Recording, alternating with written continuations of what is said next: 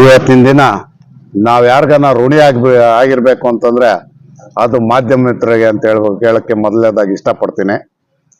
ನಮ್ಮಲ್ಲಿರೋ ಅಳುಕು ಉಳುಕು, ಸರ್ಕಾರದಲ್ಲಿರೋ ಅಳುಕು ಉಳುಕು ಮತ್ತೆ ಡಾಕ್ಯುಮೆಂಟ್ ಅಲ್ಲಿರೋ ಅಳುಕು ಉಳುಕು ಜನತೆಗೆ ನಿಷ್ಪಕ್ಷಪಾತವಾಗಿ ತೋರಿಸ್ತಾ ಇರೋದು ಮಾಧ್ಯಮ ಮಿತ್ರರು. ಅವ್ರಿಗೆ ಹಬ್ಬದ ಶುಭಾಶಯಗಳನ್ನ ಹೇಳ್ತಾ ಅವ್ರ ಧನ್ಯವಾದಗಳನ್ನ ತಿಳಿಸ್ತೇನೆ. ಪಾಪ CEO ಅವರು ಕಾರ್ ಕೊಟ್ಟಿದ್ದೀವಿ, ನಮ್ಮ ತೆರಿಗೆ ಹಣದಲ್ಲಿ ಸಂಬಳ ಕೊಡ್ತಾ ಇದ್ದೀವಿ. ಅವರು ಪಾಪ ನಮ್ಮ ಸಂಬಳ ಬೇಡ, ಕಾರು ಬೇಡ, ಲಂಚದ ಹಣದಲ್ಲೇ ಜೀವನ ಮಾಡಬೇಕು ಅಂತ ಲಂಚ ತಗೊಂತಾರ ಅಧಿಕಾರಿಗಳಿಗೆ ಬೆನ್ನೆಲುಬಾಗಿ ನಿಂತಿರೋದಕ್ಕೆ ಅವರಿಗೆ ಕೃತಜ್ಞತೆಗಳನ್ನ ತಿಳಿಸ್ತೇವೆ.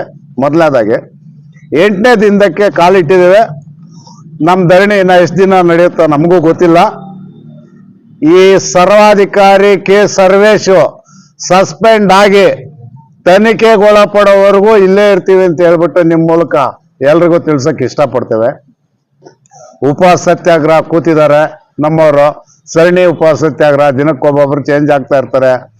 ಯಾರಿಗಾದ್ರೂ ಏನಾದ್ರೂ ಹೆಚ್ಚು ಕಮ್ಮಿ ಆದ್ರೆ ನೇರವಾಗಿ CEO ಮತ್ತೆ EOನೇ ಕಾರಣಕರ್ತರಾಗ್ತಾರೆ ಅಂತ ಹೇಳ್ಬಿಟ್ಟು ಅವರು ಬೆದರಿಕೆ ಕರೆಗಳು, ಬೇರೆ ಬೇರೆಯವರಿಂದ ಒತ್ತಡಗಳು ಯಾವುದಕ್ಕೂ ಮುಣಿಯಲ್ಲ ಅಂತ ಹೇಳ್ಬಿಟ್ಟು 100 ಸಲ ಹೇಳಿದ್ದೀವಿ. ಈಗಲೂ ಸ್ಪಷ್ಟಪಡ್ತಾ ಇದ್ದೀವಿ. ಅವ್ರನ್ನ ಸಸ್ಪೆಂಡ್ ಮಾಡಬೇಕು, ತನಿಖೆಗೆ ಒಳಪಡಿಸ್ಬೇಕು. ಆಮೇಲೆ ಡಾಕ್ಯುಮೆಂಟ್ ನಿಮ್ಗೆ ಏನ್ ಬೇಕು ಕೇಳಿ. ನಿಮ್ ಫೋರ್ಜರಿ ಸಹಿಗಳು ಎಷ್ಟಿದೆ, ಯಾವ್ಯಾವ AW ಸೈನ್ ಹಾಕಿಲ್ಲ, ಯಾವ್ಯಾವ ಇಂಜಿನಿಯರ್ ಸೈನ್ ಹಾಕಿಲ್ಲ, ಯಾವ್ಯಾವ MB ಬುಕ್ ಅಲ್ಲಿ ಆತನ ಸೈನ್ಗಳು ಏನೇನಿದೆ, ಎಷ್ಟು ಕೋಟಿ ಲೂಟಿ ಆಗಿದೆ, ಎಲ್ಲಿ ಅಂಗನವಾಡಿಗಳ ಹತ್ರ ನಾವು ಟಾಯ್ಲೆಟ್ಸೇ ಕಟ್ಟಿಲ್ಲ, ಕಟ್ದಿರೋ ಇರೋದಕ್ಕೆ ಎಷ್ಟು ಬಿಲ್ ಆಗಿದೆ, ಕಟ್ಟಿರೋಕ್ಕೆ ಫಿಟ್ ಕನೆಕ್ಷನ್ ಕೊಟ್ಟಿಲ್ಲ, ಏನೇನಿದೆ ಇನ್ನ ಬೇಕಾದಷ್ಟು ದಾಖಲೆಗಳು ನಾವು ಕೊಡ್ತೀವಿ ಅಂತ ಹೇಳ್ಬಿಟ್ಟು ತಮ್ಮ ಮೂಲಕ ತಿಳಿಪಡಿಸ್ತಾ ಇದ್ದೇವೆ. ದಿನದ ಹೋರಾಟ ಕೂಡ ಮುಂದುವರಿತಾ ಇದೆ. ಕೊನೆಯದಾಗಿ ಹೇಳ್ಬೇಕಂದ್ರೆ ಏನೇನು ಸರ್, ಈಗ ದೇಶಾದ್ಯಂತ ದೀಪಾವಳಿ ಹಬ್ಬ ನಡೀತಾ ಇದೆ. ನಾವು ಹೋರಾಟಗಾರರು ಇಲ್ಲಿ ನಡುಬೀದಿನಲ್ಲಿ ಬಿಟ್ಬಿಟ್ಟು CEO ಅವರು ಆರಾಮಾಗಿ ದೀಪಾವಳಿ ಹಬ್ಬ ಮಾಡ್ತಾ ಇದ್ದಾರೆ. ನಮ್ಗೇನ್ ದೀಪಾವಳಿ ಹಬ್ಬದ ಹುಚ್ಚೇನಿಲ್ಲ.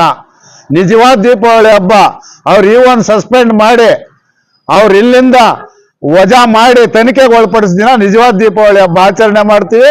ಇಲ್ಲೇ ಆಚರಣೆ ಮಾಡ್ಕೊಂಡು ಹೋಗ್ತೀವಿ ಅಂತ ಹೇಳ್ಬಿಟ್ಟು ತಮ್ಗೆ ತಿಳ್ಸಕ್ ಇಷ್ಟಪಡ್ತೀವಿ ಸರ್.